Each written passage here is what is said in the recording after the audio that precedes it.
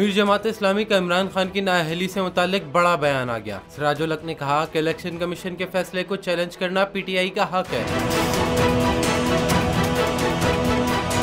अमीर जमात इस्लामी ने ट्विटर पैगाम में कहा कि इलेक्शन कमीशन का इमरान खान को नाअहल करार देना तारीख का एक सबक है। तोशाखाना से जिन साबिक हुक्मरानों ने फायदा उठाया उन सब के खिलाफ फैसला सुनाया जाए, और अगर इमरान खान को नाअहल करने की मनसूबाबंदी कर ही ली थी तो ज़िमनी इलेक्शन कराकर अवाम का वक्त और मुल्की खजाना क्यों लौटाया गया। अमीर जमात इस्लामी ने कहा कि पीटीआई को हक है कि वो फैसला चैलेंज करे, मगर मौजूदा सियासी बहरान का हल सिर्फ और सिर्फ डायलॉग है। सियासी जमातें सियासी बसीरत और रवादारी का मुजाहरा करें। मुल्क को किसी गैर जमहूरी अमल से बचाने के लिए कौमी डायलॉग का फौरी आगाज होना चाहिए।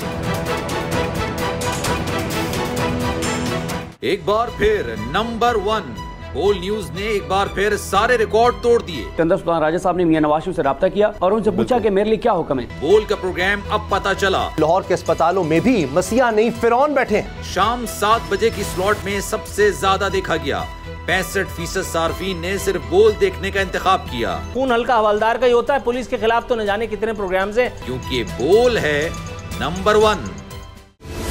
सबसे बड़ी कवरेज, सबसे बड़े पैनलिस्ट, हमने तो बड़ी पीएमएलएन के वार सहे, वो भी बिला वजह। सबसे ज्यादा रिपोर्टर्स। इलेक्शन कमीशन की जानिब से कोई इंतजाम इतने अच्छे तरीके से नहीं किए गए। बोल की रिवायत, सबसे पहला नतीजा। अहम खबर है बहावल नगर भी कप्तान का, पीटीआई कामयाब, मुकम्मल गैर हतमी गैर सरकारी नतीजा सिर्फ बोल न्यूज पर। लम्हा बा लम्हा इलेक्शन की खबर सिर्फ बोल पर। सब्सक्राइब करें और बेल दबाएं ताकि कोई खबर रह न जाए।